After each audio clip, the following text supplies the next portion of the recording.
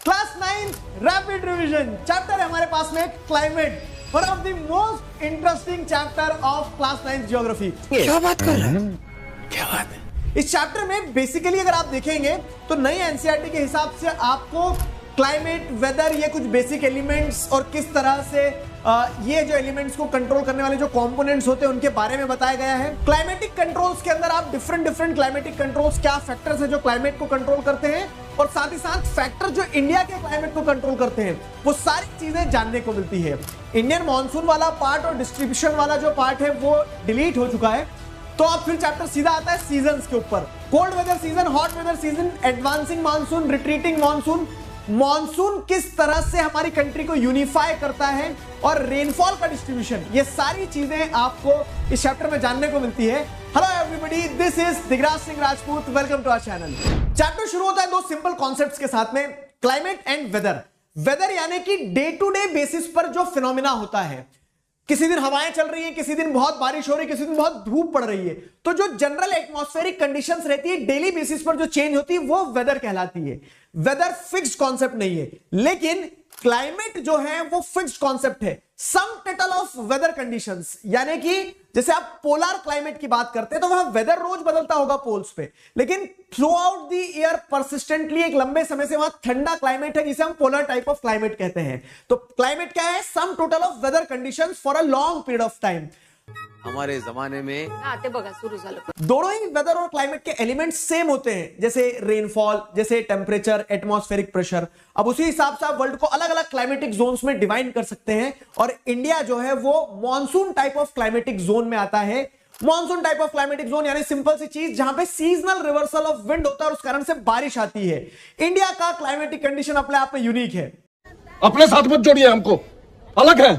ये यूनिकनेस हम दो एलिमेंट्स की मदद से समझते हैं, टेम्परेचर और प्रेसिपिटेशन।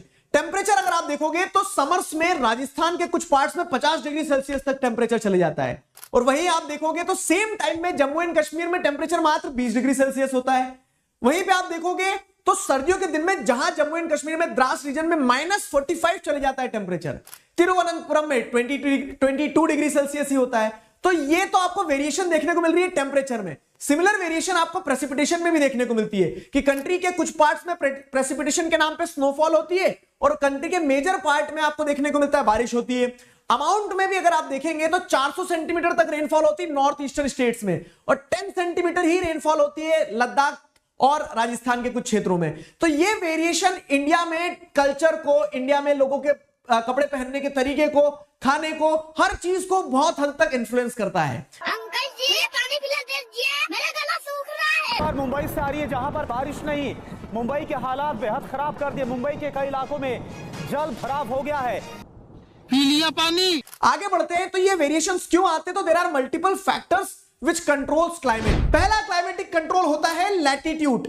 लेटे हुए लैटिट्यूड जो रहते हैं वो कैसे क्लाइमेट को इन्फ्लुएंस करते हैं, तो आपको पता है कि अर्थ कर्व है, हर लैटिट्यूड पे same amount of solar insulation नहीं जाता है, और उस कारण से आपको देखने को मिलता है जो लोअर लैटिट्यूड से जैसे 0 डिग्री वहां पे ज्यादा सोलर इंसुलेशन है, and as we move towards the pole solar insulation कम होती है, तो पोल के पास में क्या होगा, गर्मी कम होगी। सेकेंड चीज जो आपको समझ में आती है वो है एल्टीट्यूड, मतलब जमीन से जैसे जैसे ऊपर जाओगे आप हाई एल्टीट्यूड पे पहुंच रहे हो, vertical distance from the sea level. ये एल्टीट्यूड भी आपको सिंपल सा क्लाइमेट कंट्रोल फैक्टर कैसे काम करता है वो समझना होगा कि लोअर एल्टीट्यूड पे डेंस एटमॉस्फेयर रहता है तो टेम्परेचर ज्यादा रहता है, and as we move up the temperature decreases. क्यों? क्योंकि ऊपर उतनी डेंसिटी नहीं है, तो इसीलिए आप देखते हैं हिली प्लेसेस पे क्लाइमेट ऑल टुगेदर अलग होता है। पहाड़ पहाड़ पहाड़। तीसरा क्लाइमेटिक कंट्रोल अगर आप देखोगे तो वो होता है pressure and wind system.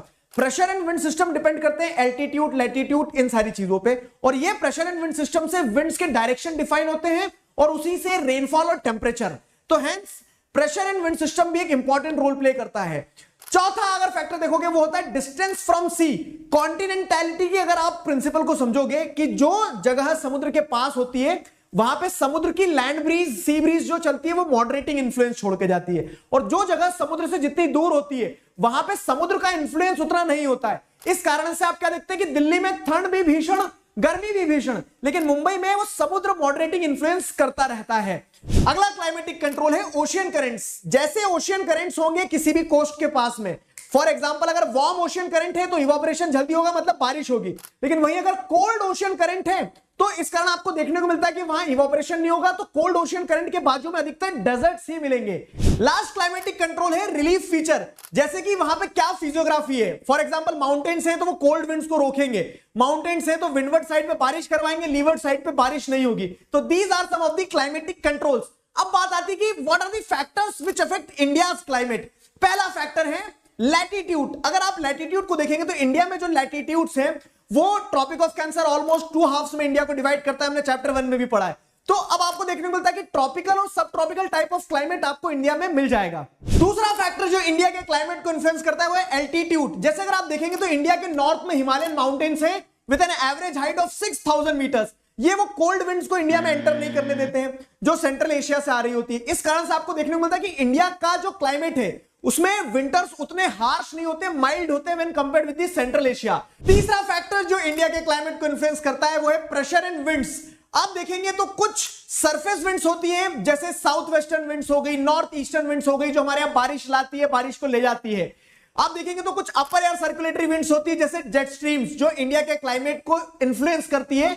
Western cyclonic disturbances, जो वहां पे वेस्टर्न मेडिटेरेनियन सी में साइक्लोन्स आते हैं, उससे इंडिया के ऊपर भी इंपैक्ट होता है। और इस तरह से प्रेशर्स और विंड्स भी इंडिया के क्लाइमेट को इन्फ्लुएंस करती है। इन सभी कारणों से आपको मल्टीपल सीजन्स इंडिया में देखने को मिलेंगे। Broadly climatic condition monsoon type की ही रहेगी, लेकिन क्योंकि वेदर कंडीशंस चेंज होती रहती है और उस हिसाब से 4 ब्रॉड सीजन्स आपको देखने को मिलते हैं। पहला सीजन है कोल्ड वेदर सीजन, जिसे हम विंटर्स कहते हैं। It starts from mid of November, Feb तक ये सीजन चलता है। दिसंबर और जनवरी कोल्डेस्ट होते हैं। साउथ से नॉर्थ की तरफ टेंपरेचर डिप होता है। जो पेनिनसुला प्लेटू है वहां पे वेल डिफाइंड कोल्ड सीजन नहीं होता है। रीजन इज वेरी सिंपल कि सी की मॉडरेटिंग इन्फ्लुएंस होती रहती है वहां पे। इनफैक्ट आपको देखने को मिलता है कि जो नॉर्थ में नदन माउंटेन से हिमालय से वहां पे स्नोफॉल तक महसूस की जाती है, माइनस में टेंपरेचर चले जाता है। नदन पार्ट में 10 से 15 डिग्री सेल्सियस तक टेंपरेचर रहता है। जो विंड्स फ्लो कर रही होती है तो आपको देखने को मिलता है कि नॉर्थ ईस्टर्न विंड्स फ्लो कर रही होती है, जो कि लैंड से सी की तरफ चल रही होती है, तो वो ड्राई विंड्स होती है, बारिश नहीं होती है। कुछ कुछ पार्ट तमिलनाडु का जो है बारिश रिसीव करता है, क्योंकि बे ऑफ बंगाल से जो विंड जाती है वो अपने साथ पानी लेके जाती है। एक इंटरेस्टिंग फिनोमेना कि ये पूरा जो सीजन है, इस पूरे सीजन में जो वेस्टर्न साइक्लोनिक डिस्टर्बेंसेस आते हैं मेडिटेरेनियन सी में, वहां से मॉइस्चर आया जाता है और जेट स्ट्रीम के कारण इंडिया में आपको देखने को मिलता है कि नदन पार्ट में पानी गिर जाता है। विंटर रेनफॉल, जिसे महावट का पानी भी कहते हैं, और वो राबी क्रॉप्स के लिए बहुत यूजफुल रहता है। This was winter season. इतनी ठंडी क्यों है? अब्बा जो थे हमारे वो फ्रिज खोल के चले गए थे तो ठंडी बढ़ गई। अगला सीजन जो आपको देखने को मिलता है वो है हॉट वेदर सीजन, जिसे हम समर्स कहते हैं। सूर्य की नॉर्थवर्ड मूवमेंट के साथ में पूरे प्रेशर बेल्ट्स नॉर्थ की तरफ शिफ्ट करते हैं। मार्च से लगा के मई तक में आपको समर सीजन देखने को मिलता है। टेंपरेचर स्लोली ग्रेजुअली बढ़ रहा होता है। जो नॉर्थ इंडिया है पूरा का पूरा तप गया होता है। टेंपरेचर हाईएस्ट होता है नॉर्थ इंडिया में। रीजन बड़ा सिंपल है कि सी की मॉडरेटिंग इन्फ्लुएंस नहीं होती है। एक इंटरेस्टिंग फीचर आपको देखने को मिलता है कि इस समय पे स्ट्रॉन्ग गस्टी और हॉट ड्राई विंड्स फ्लो करती है, जिन्हें लू की हवाएं कहा जाता है। जिसको एक बार लू लग गई सीधे बिस्तर पे, ये direct exposure to these winds में prove to be fatal. In fact आप देखते हैं कि मौसम इतना इंटेंस हो जाता है कि कभी कभी बहुत ज्यादा आंधी तूफान चलते हैं, उस कारण छोटी मोटी बारिशें भी हो जाती है। इन्हीं बारिशों को, इन्हीं आंधी तूफानों को वेस्ट बंगाल में काल वैशाखी कहा जाता है। यही बारिशें और यही हवाएं क्या होता है कि मॉनसून से पहले कुछ कुछ बारिश करवाती है, जिससे आम की फसल पकती है। तो इन्हें प्री मानसून शावर्स भी कहा जाता है केरला और कर्नाटका में। तीसरा सीजन जो हमें देखने को मिलता है जिसे एडवांसिंग मानसून कहते हैं, यानी कि रेनी सीजन। अर्ली जून तक ये जो इंटेंस लो प्रेशर बना है ये अट्रैक्ट करता है ट्रेड विंड्स को, जिसे साउथ वेस्ट विंड्स कहेंगे हम। ये विंड्स जब चल के आती है तो ये ओशन के ऊपर से आती है जो गर्म होता है, वहां से बहुत सारा मॉइस्चर लेके आती है। तेज हवाएं अपने साथ मॉइस्चर लेके आ रही है। 1 महीने के अंदर पूरे कंट्री को कवर कर लेती है और पूरी कंट्री में फिर होगी बारिश। बादल बरसा बिजुली सावन को पानी, तो इसे रेनी सीजन कहते हैं। साउथ वेस्ट मानसून विंड्स के इनफ्लो करते ही मौसम में 360 डिग्री चेंज आता है। वेस्टर्न घाट बारिश रिसीव करता है। सेंट्रल इंडिया में बारिश होती है। मैक्सिमम बारिश नॉर्थ ईस्टर्न स्टेट्स में होती है। वेस्ट से ईस्ट की तरफ बारिश की इंटेंसिटी कम होते चली जाती है। यहां पे एक इंटरेस्टिंग फीचर आपको ब्रेक्स का देखने को मिलता है। ब्रेक्स इन मानसून यानी कि ड्राई और वेट स्पेल। और ये ड्राई और वेट स्पेल जो होते हैं ये इतने हद तक होते हैं कि कहीं कहीं तो खूब बारिश होती है, खूब बाढ़ आती है और कहीं कहीं सूखा पड़ जाता है। तुसी जा रहे हो, तुसी ना जाओ। चौथा सीजन जो है वो है रिट्रीटिंग मानसून, जब बारिश लौट के जा रही होती है। इसे ही हम ट्रांजिशन सीजन भी कहते हैं। अक्टूबर नवंबर के साथ साथ में साउथवर्ड मूवमेंट होता है सन का, और साउथवर्ड मूवमेंट के साथ में ही प्रेशर कंडीशन चेंज होती है। लो प्रेशर हाई प्रेशर से रिप्लेस हो जाता है। आपको देखने को मिलता है जो हॉट रेनी सीजन था वो रिप्लेस हो रहा है ड्राई विंटर सीजन में। अभी एक इंटरेस्टिंग फीचर यहां पे ये देखने को मिलता है कि जमीन गीली है, टेम्परेचर थोड़ा बढ़ा हुआ है, इस कारण से जो ह्यूमिडिटी है वो एटमॉस्फेयर में बढ़ जाती है और अक्टूबर हीट का फिनोमेना भी देखने को मिलता है। एक और इंटरेस्टिंग चीज ये होती है कि अब low pressure bay of Bengal पे है और वहां पे ट्रॉपिकल साइक्लोन्स डेवलप होना शुरू होते हैं जो कि ईस्टर्न कोस्ट पे बहुत डिस्ट्रक्शन और बारिश लाते हैं। ये था पूरा का पूरा सीजन्स का कॉम्बिनेशन। अगर हम बात करें कि मॉनसून क्लाइमेट में जो डिस्ट्रीब्यूशन है रेनफॉल का, तो वो किस तरह से है, तो कहीं पे 400 सेंटीमीटर रेनफॉल है जैसे कि नॉर्थ ईस्टर्न स्टेट्स में, वेस्टर्न घाट्स में, और कहीं कहीं आपको देखने को मिलता है कि 10 सेंटीमीटर रेनफॉल ही पहुंच पाती है जैसे लद्दाख रीजन में और वेस्टर्न इंडिया की तरफ राजस्थान में। इसके अलावा मॉडरेट रेनफॉल आपको नदर्न प्लेन में और डेक्कन प्लेटू में देखने को मिलेगी।